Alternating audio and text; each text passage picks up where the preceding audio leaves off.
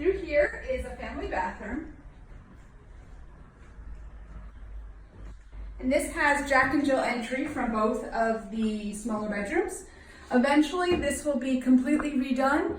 As you can see, there is tile on the ceiling, on the walls, and on the floors. We're going to be gut renovating this entire thing.